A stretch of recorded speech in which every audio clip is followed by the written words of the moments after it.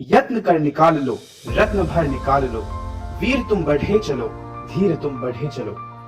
ऐसा कोई भी क्षेत्र नहीं है जहां महिलाएं पुरुषों के साथ कदमों से कदम मिला के ना चल सक रही हो। ऐसे में चंद्रमा और मंगल में अपने नाम की मोहर लगाने से ये कैसे चूक सकती है। ज्ञान सागर अपने कर्मवीर के नए अध्याय में ऐसे ही जाबाज इसरो की वैज्ञानिक महिलाओं के जीवन में प्रकाश डालने की कोशिश कर रहा है।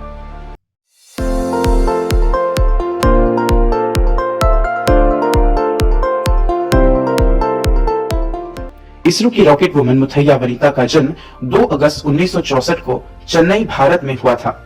उन्होंने त्रिची के बॉयलर प्लांट स्कूल में अपनी शिक्षा पूरी की।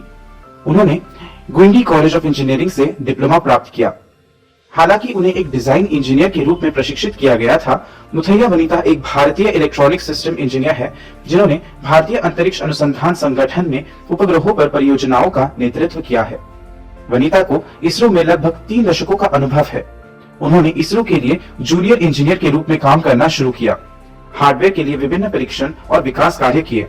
बाद में उन्हें कई प्रबंधकीय पद सौंपे गए और उन्होंने इसरो सैटेलाइट सेंटर के डिजिटल सिस्टम्स ग्रुप में टेलीमेट्री और टेलीकमांड डिवीजन चलाना शुरू किया। इसके अलावा उन्होंने कई उपग्रहों के लिए उप परियोजना निदेशक के रूप में काम किया है, जिसमें कार्टोसैट 1, ओशनसैट 2 और मेगाट्रॉपिक्स शामिल है, जहां वह डेटा संचालन और प्रभारी थी। वनिता ने 2013 के मंगलयान मंगल मिशन में भी योगदान दिया, जो सफल रहा। इसरो के चंद्रयान 2 चंद्र मिशन के लिए वनिता को सहयोगी निर्देशक से परियोजना निर्देशक के पद पर पदोन्नत किया गया था। उन्होंने पहली महिला मिशन कमांडर बनकर इसरो में इतिहास रचा। इसके अलावा वह इसरो की पहली महिला परियोजना निर्देशक है। वह डेटा प्रबंधन, टीम प्रबंधन और समस्या समाधान में अपनी क्षमताओं के कारण नौकरी के लिए आदर्श उम्मीदवार थी। वनिता हर प्रणाली के निर्माण और कार्यान्वयन के हर पहलू की देखरेख करने और परियोजना के केंद्रीय प्राधिकरण के रूप में सेवा करने के लिए जिम्मेदार थी। प्रक्षेपण 22 जुलाई 2019 को सफल रहा। वह महिला सशक्तिकरण के सर्वश्रेष्ठ प्रतिनिधियों में से एक है। वनिता को 2006 में एस्ट्रोनॉमिकल सोसाइटी ऑफ इंडिया द्वारा सर्वश्रेष्ठ महिला वैज्ञानिक के लिए सम्मानित किया गया था। रितु करिधल हमारे देश को मंगल और चांद पर ले जाने के लिए काम करने वाली एक एरोस्पेस इंजीनियर रितु करिधाल का जन्म लखनऊ, उत्तर प्रदेश में एक मध्यम वर्गीय परिवार में हुआ था।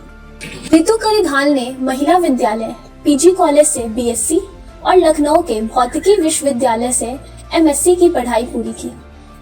रितु ने बैंगलोर में इसरो के लिए काम करना शुरू किया और शुरुआत में उन्हें UR Rao satellite centre URSSC को सौंपा गया। अन्य वरिष्ठ वैज्ञानिकों की उपस्थिति के बावजूद रितु को ऐसी परियोजनाएं मिली जो उनकी शैक्षिक पृष्ठभूमि के कारण जटिल और चुनौतीपूर्ण थी।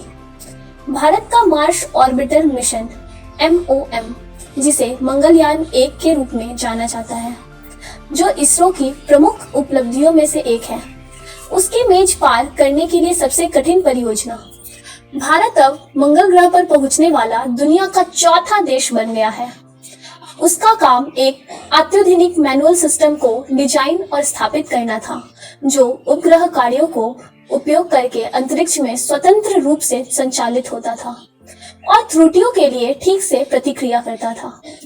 रितु को 2012 में अभियान के उप निदेशक के रूप में नामित किया गया था। उन्होंने चंद्रयान 2 अभियान के लिए मिशन निदेशक के रूप में कार्य किया। उन्होंने पूरी दुनिया को यह एहसास कराया कि सही प्रेरणा के साथ महिलाएं कुछ भी हासिल करने में सक्षम हैं।